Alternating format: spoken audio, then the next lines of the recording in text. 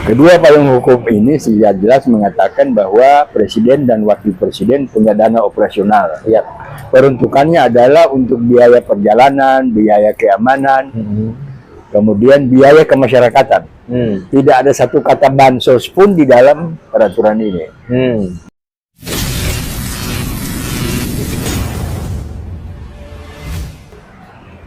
Assalamualaikum warahmatullahi wabarakatuh. Apa kabar teman-teman semua? Bertemu lagi dengan saya di channel ini.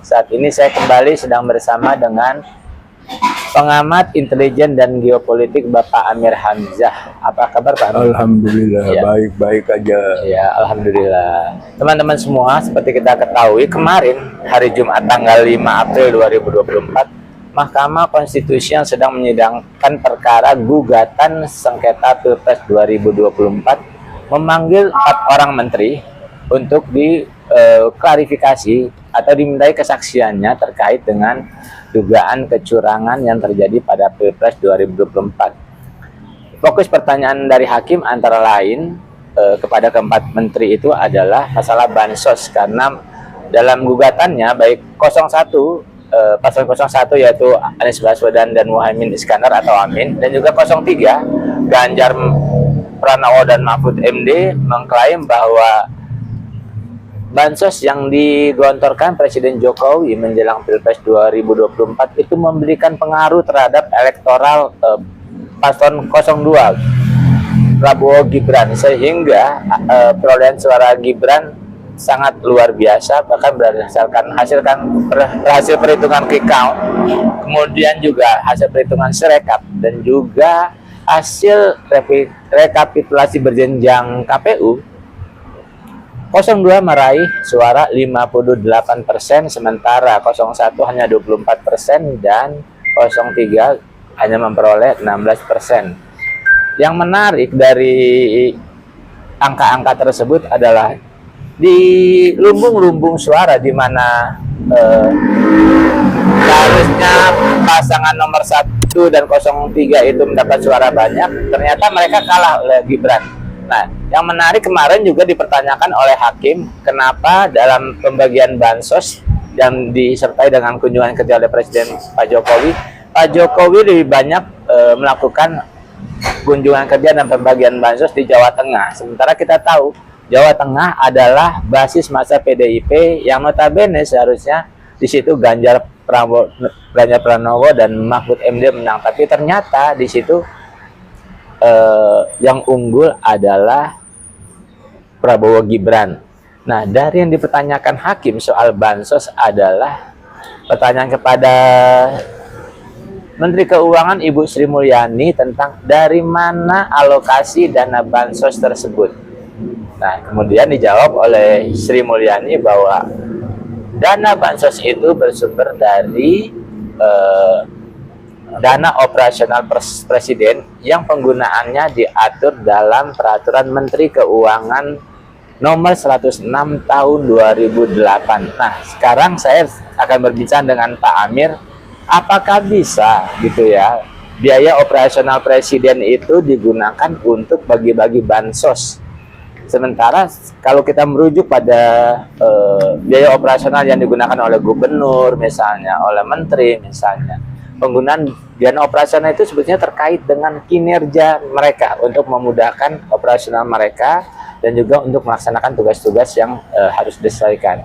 Nah, kita akan bertanya sama Pak Amir, apakah jawaban Sri Mulyani itu tepat atau sebetulnya masih harus diluruskan lagi. Pak Amir, kalau Bapak melihat, kan memang gubernur punya biaya dana operasional, menteri punya dana operasional, presiden wapres juga punya dana operasional. Memang bisa Pak dana operasional digunakan untuk bagi-bagi bansos, apalagi ini kepentingannya jelas sekali politik. Nah, kemarin kan sebenarnya dalam penjelasan di depan Mahkamah Konstitusi itu kan Sri Mulyani sudah menyampaikan payung hukumnya. Ya, betul Kak. Payung hukum tentang adanya dana operasional untuk presiden dan wakil presiden. Betul. Yang bisa kita pelajari tata cara penggunaannya maupun penanggung jawabnya, dan juga prosedur pencairannya. termasuk bagaimana cara meminta dana itu, bagaimana bendahara melakukan pembayaran dan sebagainya. Itu bisa kita pelajari pada Peraturan Menteri Keuangan nomor 48 tahun 2008 yang kemudian telah dirubah dengan Peraturan Pemerintah nomor Peraturan Menteri Keuangan 106 tahun 2008. Ya. Nah, kedua payung hukum ini sudah jelas mengatakan bahwa Presiden dan Wakil Presiden punya dana operasional. Ya. Peruntukannya adalah untuk biaya perjalanan, biaya keamanan, kemudian biaya kemasyarakatan. Tidak ada satu kata bansos pun di dalam peraturan ini. Nah, cuma masalahnya kemudian adalah sekalipun disebut dalam peraturan itu bahwa ini adalah dana operasional Presiden dan Wakil Presiden, tapi dalam tertib peraturan perundang-undangan tentang keuangan negara, itu ada yang disebut pengguna anggaran dan kuasa pengguna anggaran. Betul. Nah, untuk dana operasional Presiden, pengguna anggarannya itu adalah Sekretaris Negara. Ya. Sementara untuk dana operasional Wakil Presiden, itu pengguna anggarannya itu adalah Kepala Sekretariat Wakil Presiden. Artinya bukan Presiden langsung Bukan yang Presiden menggunakan. langsung. Oh, Nah, itu berarti untuk melengkapi apa yang dijelaskan oleh Sri Mulyani kemarin sudah ada pintu, tapi untuk tahap pertama kan ada yang minta supaya Jokowi yang dipanggil ke Mahkamah Konstitusi itu diminta keterangannya. Tapi saya kira dalam tahapan ini karena pengguna anggaran untuk dana operasional Presiden itu adalah Sekretaris Negara, maka dialah yang harus dipanggil untuk diperiksa oleh Mahkamah Konstitusi untuk diminta keterangannya, bagaimana proses DIPA, kemudian bagaimana proses permintaan anggaran itu, bagaimana formulasinya, gitu kan? Apa ya? Setelah itu juga dibawa Sekretaris Negara sebagai pengguna anggaran, ada kuasa pengguna anggaran. Kuasa pengguna anggaran ini nanti ditanya bagian mana, kepala bagian mana atau pejabat mana di lingkungan Sekretaris Negara sesuai dengan kebutuhan-kebutuhan. Demikian pula halnya dengan dana operasional Wakil Presiden. Jadi saya kira memang kelihatannya bahwa kalau kita lihat sepintas seolah-olah ada upaya dari Menteri Keuangan dalam hal ini Sri Mulyani untuk tidak terlalu memberatkan tuntutan kepada Jokowi. Nah, tetapi sebenarnya apa yang dia berikan ini adalah kunci. Nah, tinggal sekarang masalahnya itu adalah penggunaan anggaran yang kemarin untuk bansos itu dilakukan atas kehendak siapa, atas maunya siapa? Apakah ada perintah dari Jokowi kepada Seknek, ataukah itu inisiatif Seknek sendiri? Kan harus ditanya juga sebagai pengguna anggaran dan kuasa pengguna anggaran. Nah, jadi saya kira secara singkat Sri Mulyani sudah memberikan entry point kepada Mahkamah Konstitusi.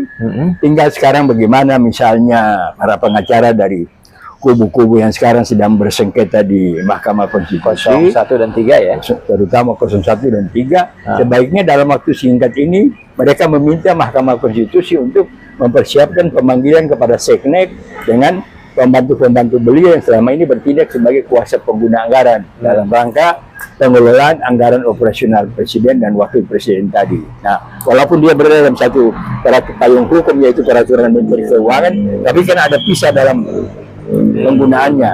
Kalau dana operasional Presiden itu pengguna anggarannya adalah Sekretaris Negara, sehingga dengan demikian dia yang paling tahu mulai dari proses penyampaian usulan untuk mendapatkan dana itu dalam APBN sampai pengisian DIPA-nya sampai dengan proses surat pembayaran langsungnya segala macam terhadap segala kegiatan. Nah, dan jangan lupa bahwa PMK tentang dana operasional Presiden dan Wakil Presiden ini lebih ditekankan pada biaya perjalanan dinas dan pengamanan. Kalau tadi Bapak mengatakan penjelasan Sri Mulyani itu semata-mata hanya untuk tidak membebani Presiden Jokowi ya dalam masalah bansos. Artinya Bu Sri Mulyani ini ketika memberi keterangan kepada Majelis Hakim, dia tidak mengatakan yang sebenarnya ya. Ya kan masalahnya sekarang kita mau pakai apakah memang faktor kecurangan pemilu ini salah satu penyebabnya adalah penyalahgunaan anggaran dana operasional presiden atau apa. Nah, orang selama ini kan beranggapan bahwa seolah ini dana bansos yang dimanfaatkan oleh presiden. Nah, tapi kan Sri Mulyani sudah beda bahwa bansos itu ada dananya dalam APBN. Iya, betul. Dan dilaksanakan oleh instansi terkait. Betul. Ya, Dalam hal kan? ini Kemensos. Nah, sedangkan ketika ada pertanyaan tentang cawe-cawe presiden dengan membagi bansos, nah kan Sri Mulyani hanya menyatakan bahwa presiden punya dana operasional sendiri dari APBN, ya kan? Nah, cuma tidak ditelusuri dana operasional presiden itu untuk apa. Nah, oleh karena itu sekarang kita temukan payung hukumnya adalah PMK 48 dan PMK 106 tahun 2008 tadi, yang barangkali lewat podcast ini bisa menjadi informasi kepada Mahkamah Konstitusi, terutama kepada pihak-pihak terkait yang berperkara di Mahkamah Konstitusi, untuk melihat bahwa sebenarnya Sri Mulyani sudah memberikan clue, kunci, memberikan clue. Nah, kalau you mau buka ini caranya ini. Nah, itu apa seperti yang saya katakan tadi. Memang PMK itu menyangkut dana operasional presiden. Tapi pengguna anggarannya, bagaimana mengelola anggaran itu kan dalam apa namanya peraturan tentang keuangan negara kan ada pengguna anggaran. Nah, pengguna anggaran untuk dana operasional presiden itu adalah sekretaris negara. Nah, maka untuk bertanya kenapa dana dari mana presiden kemarin bagi-bagi cawe-cawe ke sana kemari bagi-bagi tuh, termasuk yang di Jalan Juanda di depan Istana Negara itu kan. Nah, itu kan apakah anggarannya dari mana? Apakah dari anggaran bansos? Kalau dari anggaran bansos dibagus itu jelas salah, karena ada menteri yang bertugas untuk itu kan. Nah, tetapi kalau misalnya dari anggaran operasional presiden, ketentuan payung hukumnya juga begitu kan, untuk biaya perjalanan, biaya pengamanan dan bukan untuk kepentingan pribadi. Dan ada pasal yang menyatakan di situ bahwa dilarang menggunakan anggaran dana operasional ini untuk kepentingan pribadi yang tidak terkait dengan tugasnya. Pak, berarti kalau misalnya memang kondisinya seperti itu, dia bukan dana bansos, kemudian dia ternyata dari biaya operasional presiden, dan ternyata di dalam peraturannya di PMK 106 sendiri bahwa dana itu nggak bisa buat bansos. Ini mengindikasikan bahwa memang bansos yang diberikan oleh Pak Jokowi itu bermuatan politik ya? Bukan bermuatan politik, tapi sudah satu penyimpangan. Kalau ya? kepentingan dia memenangkan memenangkan pasangan Prabowo, dan itu kan kepentingan pribadi dia. Iya kan? Kenapa dia gunakan dana padahal sudah jelas-jelas dalam PMK itu dilarang gitu kan? Nah, ini juga sebenarnya salah juga dari Menteri Keuangan. Kenapa ketika hal ini terjadi Menteri Keuangan tidak memberikan peringatan? Padahal dia adalah bendahara negara yang bertanggung jawab kepada pengelolaan negara gitu. Pak, ini kan penggunaan dana yang menyimpang istilahnya ya? Iya. Bisa masuk korupsi nggak? Ya, lebih dari korupsi itu kan pertama sudah penyalahgunaan peraturan, penyalahgunaan wewenang, penyalahgunaan pengingkaran peraturan gitu dah. Artinya kalau ada permintaan agar penggunaan dana operasional presiden untuk dibuat bansos itu diaudit, investigasi, itulah maksudnya sebenarnya entry point yang diberikan oleh Sri Mulyani tadi kepada Mahkamah Konstitusi itu. Tinggal Mahkamah Konstitusi memanggil Seknek. Setelah Seknek memberikan keterangan, Mahkamah bisa memerintahkan BPK untuk melakukan audit terhadap keterangan yang diberikan oleh Seknek tadi mengenai penggunaan anggaran bantuan bantuan operasi presiden tadi.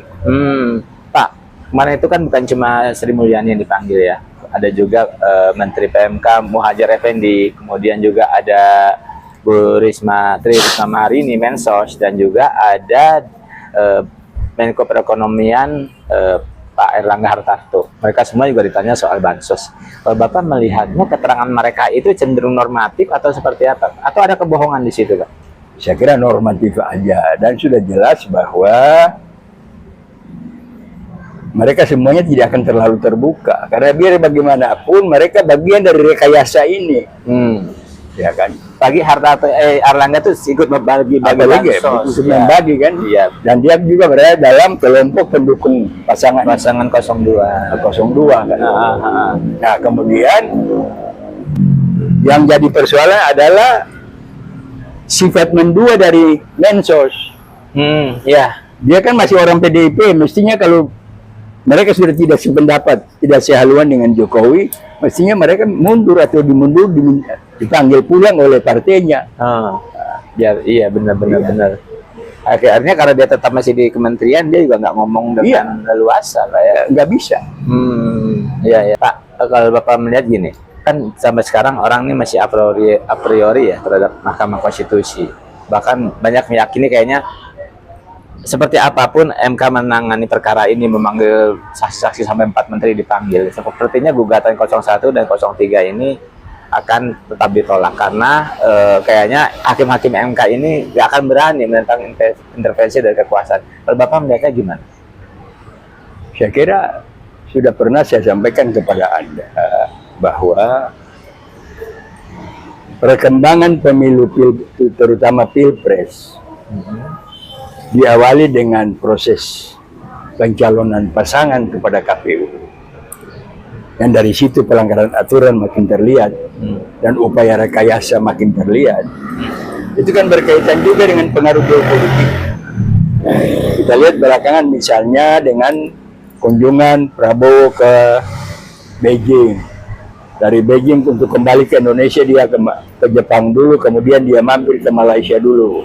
Nah, setelah itu, setelah proses pertemuan antara Prabowo dengan Xi Jinping selesai, kemudian pertemuan juga dengan Perdana Menteri Li Qiang.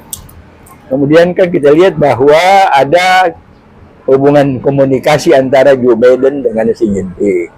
Walaupun bicaranya kerangka Indo-Pasifik dan lain sebagainya untuk stabilitas kawasan di Indo-Pasifik. Nah, kalau stabilitas keamanan kawasan di Indo-Pasifik itu kan berarti kita lihat bagaimana permainan bangunan-bangunan kekuatan militer yang sedang dipersiapkan dibangun baik oleh Amerika Serikat maupun oleh Cina, kan? Nah, di mana dengan kita melihat itu maka posisi geopolitik Indonesia ini kan sekarang sangat rawan, sangat rawan kan. Nah, oleh karena itu timbul tanda tanya. Pertemuan Prabowo dengan Xi Jinping ini untuk apa? Telepon antara Joe Biden dengan Xi Jinping ini apa gitu kan. Nah, hal ini kira-kira juga kita harapkan supaya mendapat perhatian dari Mahkamah Konstitusi. Dan kita sudah bisa bilang bahwa apapun keputusan yang disampaikan oleh Mahkamah Konstitusi pasti akan menimbulkan gejolak. Iya. Ya kan? Nah, oleh karena itu kemarin kelompok Hizbullah Indonesia dalam pertemuan di Guntur itu sedang mempersiapkan pemikiran kalau bisa daripada kita menjawab pertanyaan Mahkamah Konstitusinya berani apa enggak. Nah, walaupun kita tahu bahwa kalau misalnya 5 orang saja di antara 8 hakim konstitusi ini menerima kan berarti gugatan jalan. Nah, cuma masalahnya gugatan yang diterima itu apa? Kan ada gugatan yang diterima itu mengharapkan supaya bukan Prabowo yang ditetapkan sebagai presiden, tapi Anies yang ditetapkan sebagai presiden. Kan ada harapan begitu. Nah, ada juga yang mengharapkan agar supaya Mahkamah memutuskan pemilu ulang dengan mendiskualifikasi dua pasangan 02. Tapi ada juga yang lebih moderat lagi, pemilu ulang diskualifikasi hanya kepada Gibran, memberi kesempatan kepada Prabowo untuk mencari cawapres lain.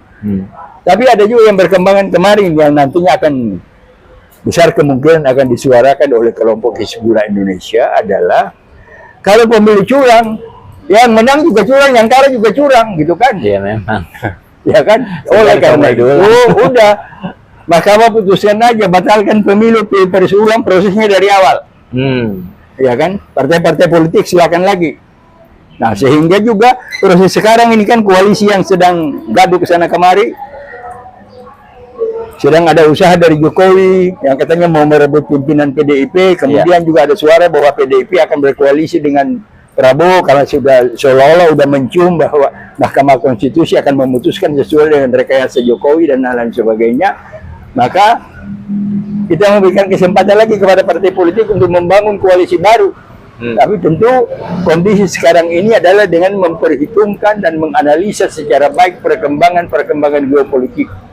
Apalagi beberapa hari 1 minggu belakangan ini kan dolar kita mulai turun naik nih kan. Ya, sempat kena 16.000 per dolar. Pernah kan sudah 1 hari kan atau 2 hari tembus 19.000 kan. Nah, tinggal kita lihat. Andai kata kita tidak bisa memahami kondisi politik internal yang sudah bisa kita analisa bahwa apapun keputusan MK pasti kepada pihak manapun pasti akan timbul gejolak. Nah, yang dianalisa oleh kelompok Hizbullah Indonesia kemarin untuk aman sebenarnya batalkan Pilpres. Proses dari awal. Nah, tapi kan tentu nanti masalahnya adalah apakah pemerintah sekarang punya kemampuan dana untuk itu? Ya.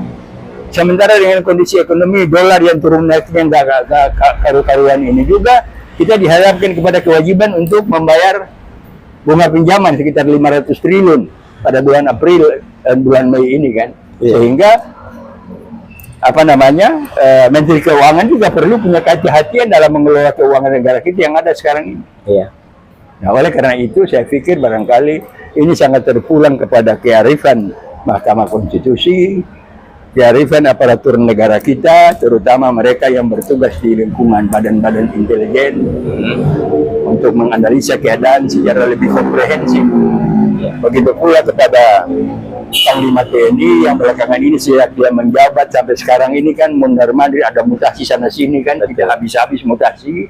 Iya. Nah, kemudian juga ada wacana bahwa akan ada penambahan Kodam, dan tentu kan berarti ada proses-proses baik internal maupun eksternal yang diperhitungkan oleh militer sehingga mereka mau memperluas kekuatan militer kita dengan penambahan Kodam misalnya, kemudian dengan mutasi-mutasi sekarang.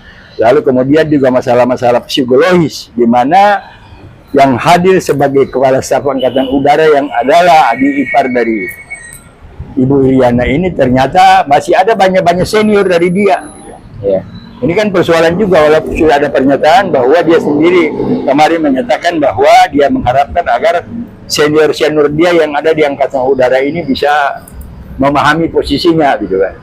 Nah, tapi kan tentu kan itu di permukaan, dalam hati siapa tahu kan. Iya. Kata peribahasa, dalam laut bisa diduga, dalam hati siapa tahu. Nah, ini problema-problema kita yang ada yang bisa kita kalkulasi secara matematika dan bisa kita kalkulasi hanya secara pemikiran-pemikiran segala macam gitulah kan.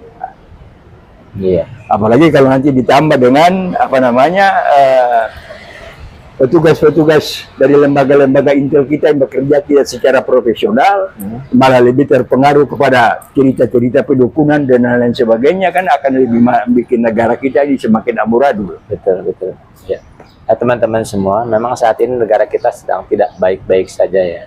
Dan putusan MK itu seperti kata Pak Amir tadi akan menentukan bagaimana kondisi negara kita setelah itu. Kalau terjadi chaos lagi, apalagi melebihi tahun 98 itu lebih berbahaya ya Pak ya.